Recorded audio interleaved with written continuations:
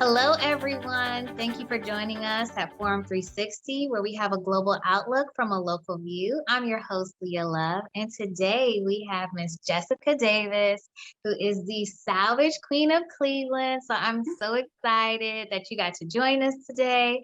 And we are going to talk about how you are a matchmaker and expert at salvage goods and restoring unwanted treasures. So thank you all for joining us today.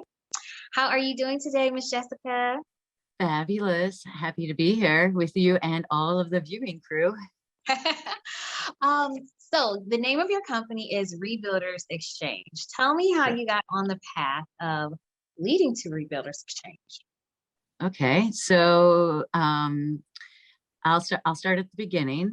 I was born and I was born into a family of creative people who knew how to fix things, make something out of nothing. A good example is my little grandma and grandpa, as opposed to my big grandma and grandpa, who also fix things. Would just everything in the house was made from something. So the hand railing going down to the basement had a little wooden spool as the offset. So you could kind of, it was like finding what was it originally and what was it transformed to. And you know, my dad fixed things, my mom's creative, more of a farming community. So everybody, I really enjoyed working with my hands, and I was lucky enough to have that opportunity, and that I'm good at it made it even more fun. Yeah. So how did you get to your business? Oh yeah, I was born and then a lot of things happened. So, so what, how Rebuilders Xchange came about is I love to build. I love contribution construction. And what in the process of learning how to build, I became familiar with the scrap industry. So scrapping is, there's a wide range of how you can scrap. You could recycle your pop cans, you could tear down a building and separate everything into ferrous, non-ferrous materials. And so when I started to see how— Can you explain ferrous? Metal. Okay. Metal, like metal's an easy, thing for people to relate to as far as having value. Okay. You can weigh it and then you get paid based on the weight. With wood objects, they're not as valuable. It's called C&D, or construction and debris waste. So when a building's torn down, what can't be recycled, and in those terms, it means, metal, would get put into dumpsters and into the landfill. So part of the reason why metal is so easy to get recycled, and when you see maybe a house that says PVC, no copper, or you see a house maybe that the aluminum siding has started to come off, because there's an outlet and an economy to take that material to make money. So I've been in situations where people donate building materials to a nonprofit, and I just saw this huge possibility of collaboration. And in sustainability, they call it the 3 Ps: people, planet, profit. And I was like, let's just make that our ecosystem. So what we do is we have people who are on job sites, or it could be an individual redoing their home, and they take out their cabinets, or they're tearing down, there's a toilet, or it could be doors, windows, bathtubs. And instead of putting those in the landfill, they bring them to Rebuilders Xchange. And then when those sell, we split them 50-50. So it gives, that's like the people portion is so cool. It's partly between our customers. So our customers are going to take whatever we have and transform it. Very, there are sometimes we get new items, but they're going to, make something phenomenal out of it. Our vendors, or our consigners, are saving all of this material. So that's where the matchmaking comes in, is because I'm connecting, or me, and then there's our team. So our team are people who love to salvage building materials and create systems and make it accessible for the masses to come into. So really, it was just the opportunity of seeing a whole bunch of really usable building material being tossed on job sites and in dumpsters, and then seeing the metal being separated out. And I was like, if you pay people, they save things. So we're creating an economy and building wealth for our community by creating a process, a system, and a place for people to be able to monetize what used to be that waste stream. Awesome. So people can come and sell their items, and then other people will come and then purchase those items. So you Yeah. have two customer bases, right? Well, we have, it's like our suppliers and our customers, and Uh-huh. sometimes they wear both hats, you know, Okay. as people come in to drop something off and then they leave with something. Oh, Or good, customers, right? yeah, customers are redoing something. Maybe they're like, oh, well, this just doesn't work for me anymore. Uh-huh. I love that concept. And I love that you get to use your creativity for it too, right?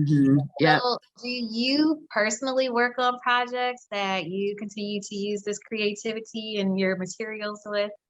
Uh, well, yes. And yeah, like here behind me on my bookshelf here, this wood, this was actually from a local a guy in our community who cuts down, it doesn't cut down trees, but when trees fall, it's an urban mill. So that, you know, like what's interesting is this was a project, like I'm, you know, good at building things. So my boyfriend, when we had first started dating, we made these shelves, and he was a computer technology developer, you know, had all these businesses.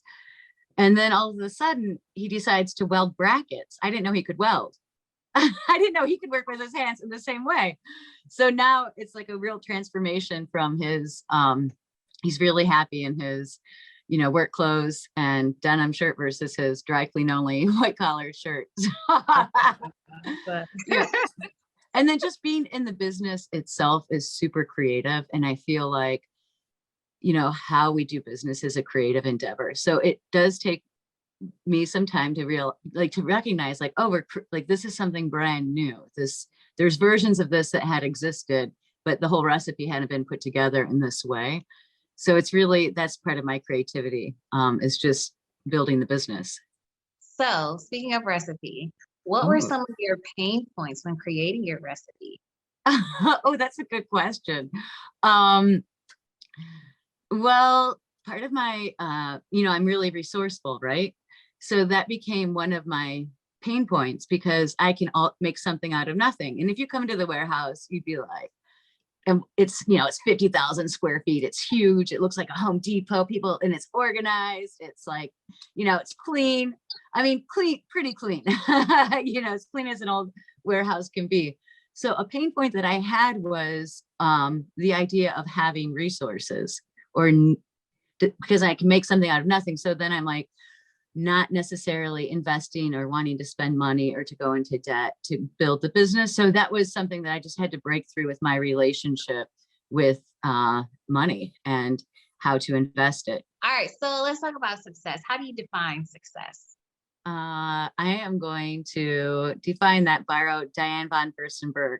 I saw her interviewed at the Cleveland Clinic, and she answered the question, and it really resonated with me. Was when you look on your bookshelf, you look in your refrigerator, the music you're listening to, your family, your friends, your work, your community, your partners, and when it all makes sense together, that's success.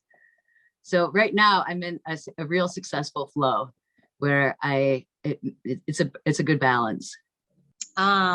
You mentioned about the experience that your customers have when they come in and visit.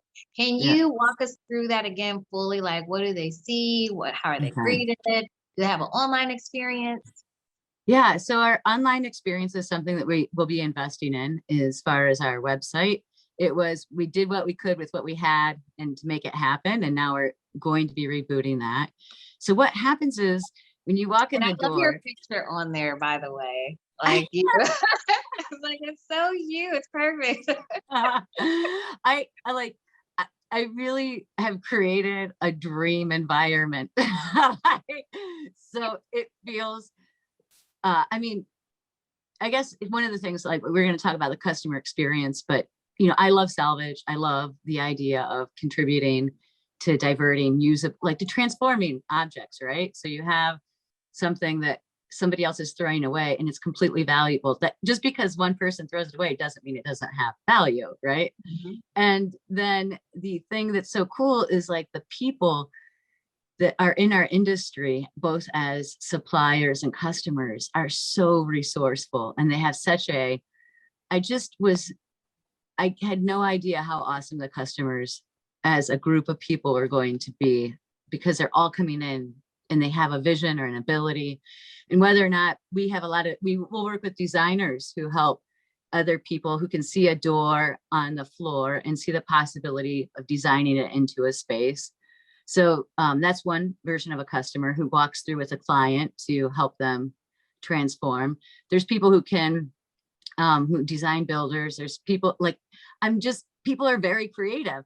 We're naturally creative as humans. So in Rebuilders Exchange, it's like shining a light on that, where people come in to be inspired. So when they first walk in, a lot of times we'll just be curious and wonder what they're working on, or if it's their first time in. If it's their first time in, it's just kind of like you walk in and you let it like wash over you and you just take it in. And maybe you're just trying to understand the catalog of possibilities of what could be. Oh, I'm going to, I needed a door for a barn door in the future, or I was looking for a window for this or that, but you didn't realize that there was a resource. So someone who's like, I want to redo my house, my home, or my office, they're like, I know where to go, but I don't know what it's going to look like or what it can look like. Yep. You can help them figure that out. Yep. And then also just learning what their vision, like what, people start to use the language to describe what they're looking for. And that's part of the customer experiences. Is like, we're just, trying to figure out, okay, if like, give me an example of a project you work on lately. You work all the time. What are you working on? Any home renovations? Thank the Lord, no, but I had to redo, we'll say my she suite, and that's the part. So, we had to do floors and walls and all that kind of stuff. Yeah. So like for you, maybe you want to create, like a door that's a divider in between two spaces. So you just do the rough estimate. Maybe you want something really clean. Maybe you want it glass or wood. So we could go through and see something like that. And then maybe too, when you're laying your floor, you have an extra 2 boxes of material, because you always buy extra because you don't want to run out. And so with those extra 2 boxes, once your floor is done, you save a couple in case you need to replace 1 or 2. You could bring that to us. You sign up as a consignor, and then when it sells, we would split it 50-50. And we've had people where they are looking for like 5 pieces to match something that they just installed and is out of, manufacturing. Oh, I love that concept. You can do whatever you want there. Yeah.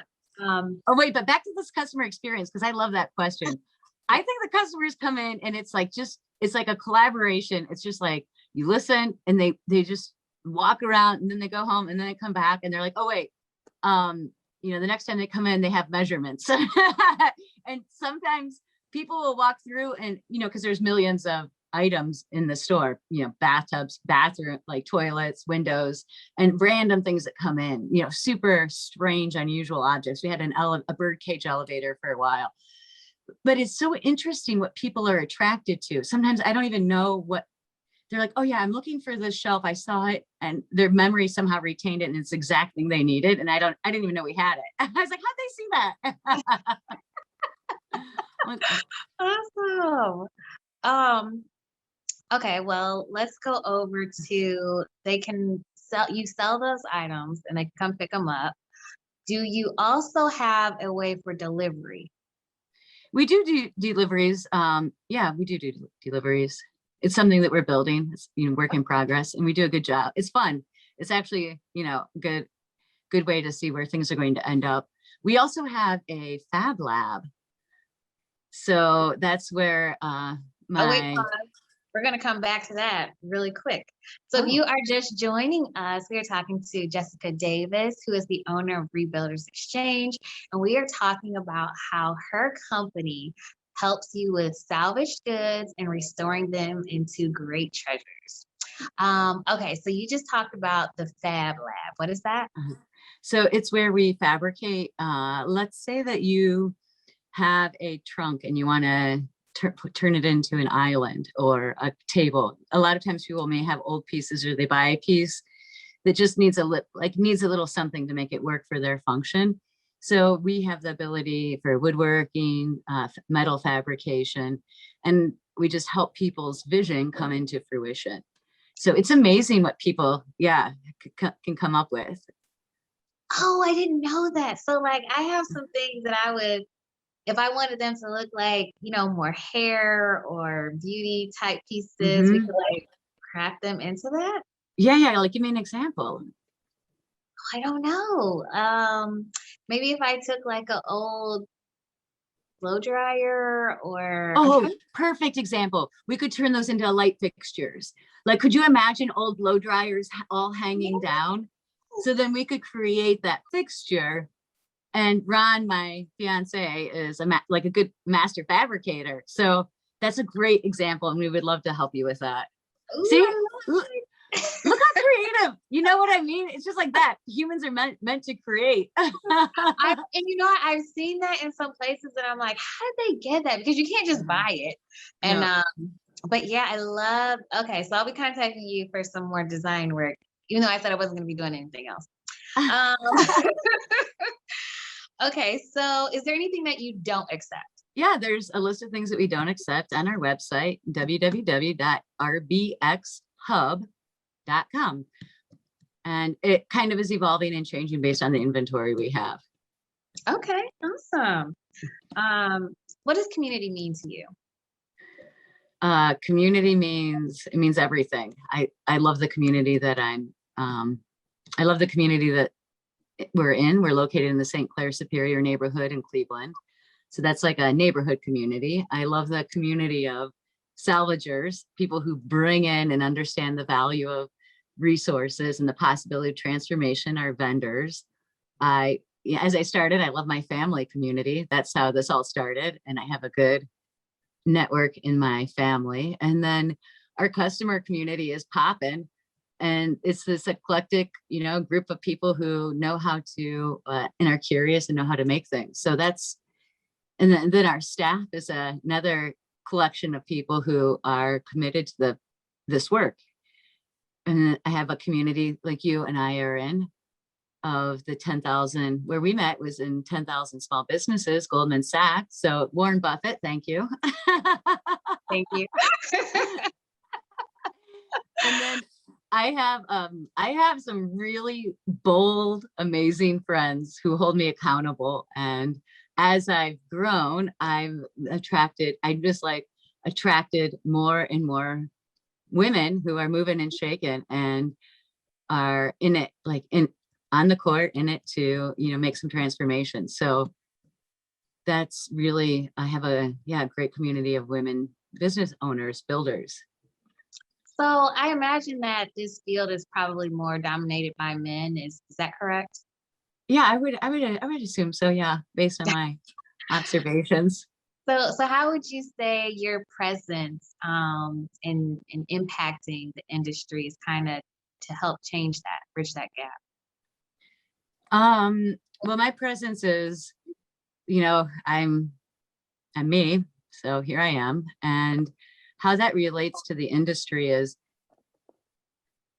I think that, like any human, I saw a possibility and I'm creating something. So that's the premise of it, is that I'm really excited to build wealth for women in the trades. And how that looks is, we do our monthly payouts every, at the beginning of the month. And it was cool for me to be able to see all of our women vendors. And I've had people say that they really love what we're doing and they feel more attracted to it. And there's examples like in, Home Depot is contractor oriented. Lowe's has invested millions of dollars into the Women Build program, because that's something I used to run at the Greater Cleveland Habitat for Humanity. And it was underwritten or sponsored by Lowe's, because they see the value of women being in the, in the community, in the building community. So inadvertently, just by me being a woman, I attract more women because people feel comfortable. Whether or not I make people feel more comfortable, who knows? I'm sure you do. But it is kind of interesting. It is funny, because I resisted. One of the things that happened early on was I resisted being, me a little bit, because I just wanted to, not be the name, the brand of the business, because I felt like that I didn't want to be a beautiful blonde and that's what the story would be. And then I was like, but I am me, like I am myself. I can't hide because that's not actually serving the business. So that's one of the relationships that I've had just for my personal transformation of understanding, like, I mean, I am who I am, gotta shine. Love it. Shine on, girl. So I know that your social impact for your business is really near and dear to you. Can you talk to us about that? Yeah, my social impact is that it's wealth building, community wealth building. And so the wealth comes from back to the people, planet, profit. The people, it's a way to make money and put money into the community, into the hands. So we have 400 vendors right now. And by the time this airs, we could have 500. Some people who bring in an item, or some vendors who bring in truckloads of items consistently for months. And so being able to be a resource for individuals to make more, have control over, have another possibility of contributing wealth to themselves. That's super important to me. Just being a decent human who loves people, like that's part of my social impact. Is there's a place for everybody at Rebuilders Xchange. I mean, we have all types of people coming in to work, and that is so awesome. I love being a space that I look around and I'm like, I mean, if you were to shake up a snow globe, you wouldn't picture all of these people in the same, place together. And there's just, it's like wealth, knowledge in there. And then just being able to, so that there's like the people, the profit, and then the planet is being able to transform so much waste, and it's usable, and just giving it a platform to shine. So that's my social, it's like people, planet, profit, but it's like all happening at once. Okay, so what's been some of the best pieces and some of the worst pieces you've seen? Okay, the best pieces, we've gotten some good wood in, like beautiful wood. We got early on some curly maple. It's one of my favorites. It just looks like, it's like almost like a mermaid, how it waves. And it had been painted over white. So we didn't know until it was off the wall and in how cool it was just really beautiful and special. And I know it's simple, but it was neat to see. And so we get really good wood in. And then the worst piece, which actually ended up not being the worst piece, was somebody brought in a good vendor of ours, no names, I don't kiss and tell. It was, she brought in all of these toilet tank lids, like 15 of them, 20 of them. And then she had been saving them and collecting them. But if you think about it, how many times, just the lid. But like, how many times have you seen a cracked lid? And it's much easier to just buy that than replace the whole toilet. So at first I was like, oh, okay, what are we going to do here? And it's like, oh, this makes perfect sense. Spend $10 per lid is cheaper than installing a new toilet.